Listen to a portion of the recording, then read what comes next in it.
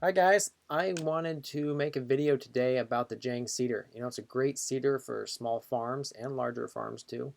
And I wanted to share some tips and tricks, show you how to calibrate it, and tell a little bit of our story. When we started, we were using one row, and then when we got a little bit bigger, when we're producing carrots like this, you kind of need a little bit bigger of a seeder. So we switched to a 5 row.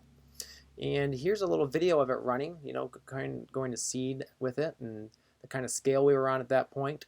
Now we're back down to a 1 row because it makes more sense for our scale again. So I hope you enjoy this video and feel free to comment, share below, and I'll try to answer other questions or make follow-up videos to help you able to use this seeder better. I wanted to point out the double disc openers in the front. They're nice to have if you've got a lot of rocks or if you're cutting through a little bit more rough soil, heavier soil. We would also use it if we were still seed bedding for a week before we planted. So those were nice to cut through that crust very nicely. You can also see here in the rear, this is the covering shoe, and you can adjust that anyway for depending on the type of soil you've got. This is obviously the hopper, and let's go ahead and put a seed plate in the hopper. You can see here, this is a F24 seed plate, which is the suggested one for radishes. So we'll go ahead and slide that in, slide in our gear there, and then go ahead and close it with this little thumb screw sort of thingamajiggy. All right, so now we're ready to put our seed in. We'll pop the top off. And this is just rover radish from Johnny's. This is actually some older seed. But that doesn't matter because we're just testing how they flow through this. So dump some seed in.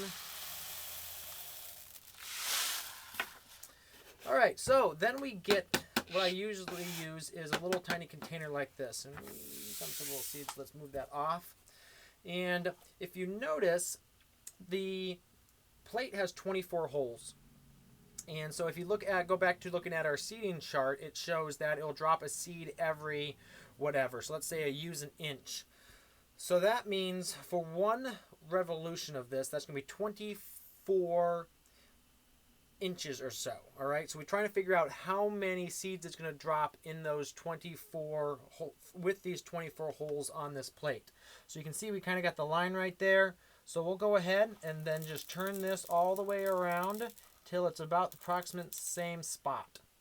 All right, then we'll lay this down, and then we'll just go ahead and count the number of seeds in there. So if you look there, we got 1, 2, 3, 4, 5, 6, 7, 8, 9, 10, 11, 12, 13, 14, 15, 16, 17, 18, 20, 21, 22, 23, 24, 25, 26, 27, 28, 29.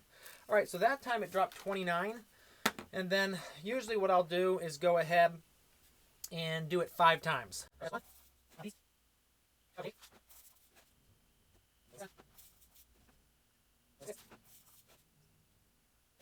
All right, then what I'll do is go ahead and just take the average of those and enter that into my spreadsheet. All right, so here is our Jang calculator, and as we said, we did it 5 different times. So here are the 5 different numbers we got, 29, 28, 27, 26, and then 29. And that's why I like to do 5, because sometimes the variation is a little bit different. And all right, the next thing is to enter in our germination rate. So on those radishes, it was 92%. So go ahead and put in 0.92 and then hit enter. And there you go. So that spit out for a 24 roller. If you use the different combinations of the front and rear sprockets, how many seeds per foot it's going to kick out. And this takes into account your germination rate, and it shows you also how many seeds per revolution you have there. So how our process would work on this is that we would sit down as soon as our seed orders started coming in January and February and run our seeds through the hoppers and check out the seed plates and that sort of thing, and then enter all the information that gave us into our master sheet. So that when we went out to seed in the field, all that information with the sprockets and the rollers and that sort of thing would be in our master spreadsheet. And obviously we were still checking every couple of weeks just to checking our germ and making sure that it was still the right size roller. But this saved us an incredible amount of time in the field during the summer, getting it all done in February when it's a little bit slower. All right, guys, for bonus number 1, we actually went ahead and put all the calculator and a Jang seed size chart with over 100 different seeds entered into it online. So if you, below this video on YouTube, you have to go to YouTube version of this video, which is on our channel.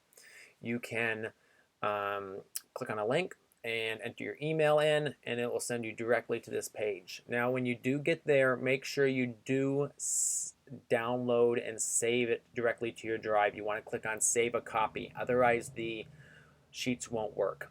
And actually, we even put in there a quick read me first, which tells you exactly how to do that. So, hope you enjoy it, have fun, and keep planting seeds. Alright, so I went ahead and used carrot seed. I wanted to try these carrot seeds and see how many of them would go through this on the different plates. And we tried the X24 and the F24 again as well. And the X24 gave us about 50 seeds per evolution, and the F24 gave us around 80 to 85 seeds. So again, we're looking for about 60 seeds per, well, 30 seeds a foot. So that's kind of where we're headed off of, is going for that 30 seeds per foot. So do realize that every seed lot is going to be different. So if we were to buy a different seed lot of Bolero next year, we would be checking it again just to make sure, as well as be checking our germ rates just to make sure that we're getting all the variables.